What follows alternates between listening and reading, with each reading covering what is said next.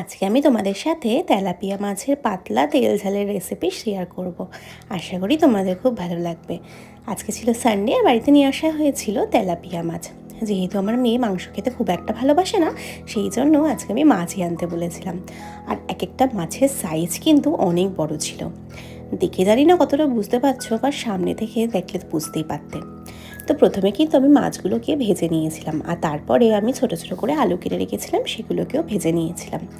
এই দেখো, প্রত্যেকের জন্য কিন্তু একটা করে মাছ যথেষ্ট ছিল। তো মাছগুলো ভেজে এখানে কিন্তু আমার আলু ভাজাও হয়ে গেছে। আলুগুলোকে আমি এখানে তুলে নিলাম। এবার সেই তেলের মধ্যে দিয়ে দিলাম একটা শুকনো লঙ্কা চিড়ে আর একটুখানি কালো জিরে দিয়ে এটাকে নাড়িয়ে চাড়িয়ে নেব। নিয়ে এর মধ্যে আমি দিয়ে দেবো কিছু পেঁয়াজ কুচি। আমি এখানে একদম সামান্য তেল নিয়েছি, দেখতেই পাচ্ছ, কারণ মাছে কিন্তু অনেকটাই তেল টেনে নিয়েছে। আর আমি কিন্তু একদম কম তেলেই রান্না করার চেষ্টা করি। তো এখানে পেঁয়াজগুলোকে আমি ভালো করে ভেজে নিচ্ছি। আর এবার মশলাটাও বানিয়ে নেব। প্রথমেই আমি একটা টমেটো কেটে নিয়েছি, তার সাথে নিয়ে নিয়েছি কয়েকটা চেরা কাঁচা লঙ্কা। এর মধ্যে আমি এখন দিয়ে দেবো জিরার গুঁড়ো, ধনের গুঁড়ো, আর তার মধ্যে দেবো চিনি ও নুন পরিমাণ মতো। সব মশলা দিয়ে এর মধ্যে জল দিয়ে মশলাটাকে কিন্তু রেডি করে নিচ্ছি। এবার মশলাটা দিয়ে দিলাম এই পেঁয়াজের মধ্যে। এই যে দেখো, মশলাটা দিয়ে কিন্তু এটার গন্ধটা না যাওয়া অবধি ভালো করে কষিয়ে নিতে হবে, যতক্ষণ না কাঁচা গন্ধটা একদম চলে যাচ্ছে। এবার লাস্টে আলু দিয়ে দিয়েছি জল, আর এর মধ্যে ছেড়ে দিলাম এই মাছগুলোকে।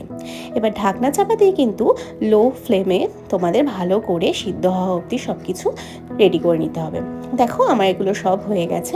আর এরপরে আমি একদম শেষে দিয়ে দিচ্ছি এর মধ্যে শুকনো কুচনো ধনেপাতা। তো এটা একদম ফ্রেশ ছিল।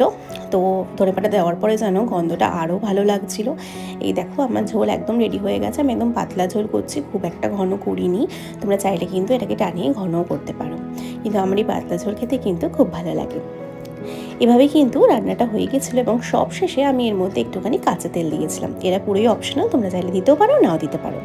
তো এরকমভাবেই কিন্তু আমার এখানে তেলাপিয়া মাছের তেল ঝাল একদম রেডি হয়ে গেছে। আপনারা কিন্তু টমেটো বেশি করে দিতেই পারেন। তো যাই হোক, এভাবে রেডি করে আমি এটাকে এখন প্লেটের মধ্যে সার্ভ করে নিচ্ছি। এই দেখো, আমাদের কিন্তু একবেলাতে একটা করে মাছই হয়ে গেছিলো। আর তার সাথে আলু আর সামান্য ঝোল দিয়ে কিন্তু আমি এটাকে তুলে নেবো। তো তোমাদের আজকে প্রত্যেকে লাঞ্চে কী হয়েছিল আমাকে অবশ্যই জানাতে ভুলো না। আর তোমরা তেলাপিয়া মাছ কে ভালো খাও তারা কিন্তু অবশ্যই জানিও।